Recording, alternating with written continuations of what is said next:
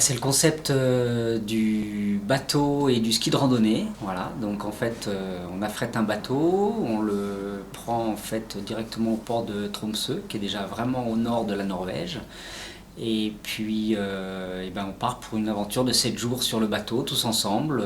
Donc là, on était en fait 14 amis clients et 2 guides avec mon collègue Richard.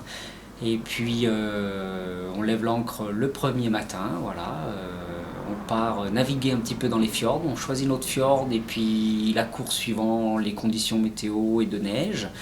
Et la première randonnée s'effectue voilà, le matin, après avoir pris son petit déjeuner tranquillement dans le carré.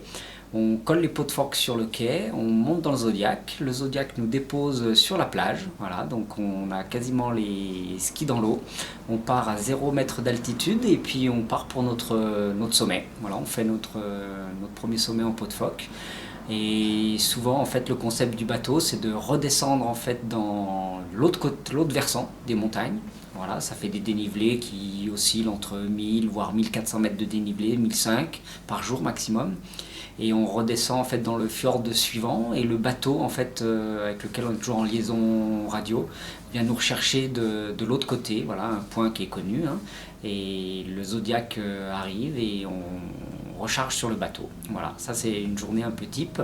Arrivé sur le bateau, et collation pour tout le monde, petite soupe de poisson.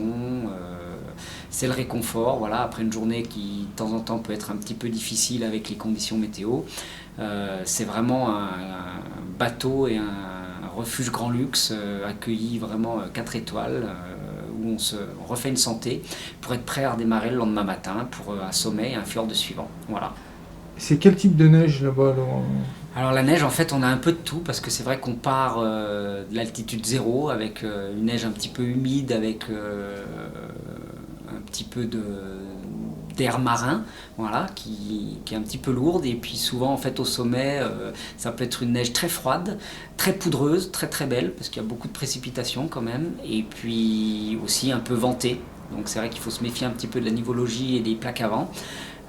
C'est un terrain qui reste un petit peu délicat à gérer, mais voilà, qui se fait, voilà, sans problème. Et c'est des belles descentes. Alors on peut jamais garantir à l'avance ce qu'on va trouver, parce que ça peut être de la neige un peu carton, un peu soufflée. Mais nous, cette année, on a fait du vrai beau ski.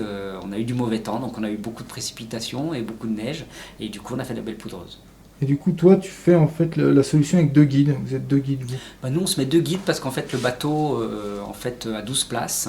Donc, soit on se met tout seul avec 6 clients et en fait, c'est le bateau qui peut compléter en fait, avec ses demandes et avec un autre guide.